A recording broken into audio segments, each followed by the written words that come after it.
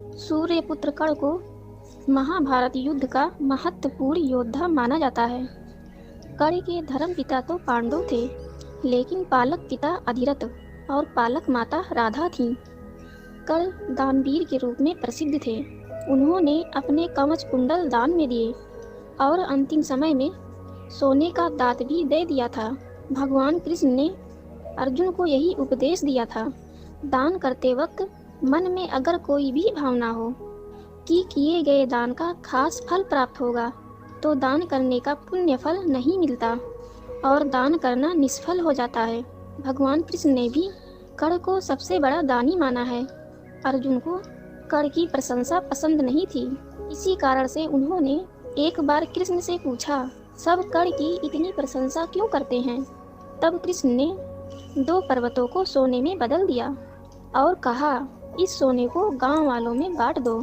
अर्जुन ने सारे गांव वालों को बुलाया और पर्वत काट काट कर देने लगे और कुछ समय बाद थककर बैठ गए। तब कृष्ण ने कर्ण को बुलाया और सोने को बांटने के लिए कहा, तो कर्ण ने बिना कुछ सोचे समझे गांव वालों को कह दिया, ये सारा सोना गांव वालों का है और वे इसे आपस में बांट लें। तब कृष्ण ने समझाया, कर्ण दान करने से पहले अपने हित के बारे में नहीं सोचता। इसी बात के कारण उन्हें सबसे बड़ा दानवीर कहा जाता है। अपनी दानवीरता का असली परिचय उन्होंने अपने कवच और कुंडल दान करते वक्त दिया।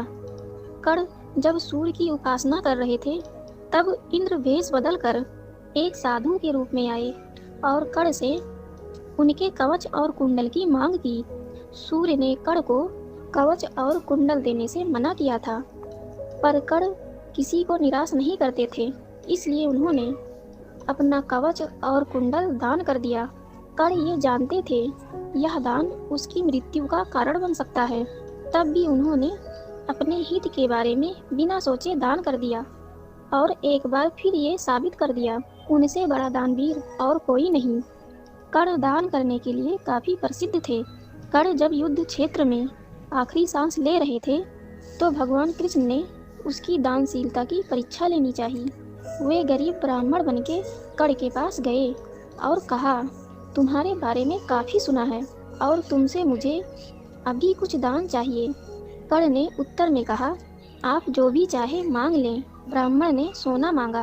कर्ण ने कहा कि सोना तो उसके दांत में है और आप इसे ले सकते हैं। ब्राह्मण ने जवाब दिया, मैं इतना कायर नहीं हूँ कि मैं तुम्हारा दांत तोड़ूं। कर्ण ने तब एक पत्थर उठाया और अपने दांत तोड़ लिए। ब्राह्मण ने इसे भी लेने से इनकार करते हुए कहा कि खून से सना हुआ यह सोना वह नहीं ले सकता।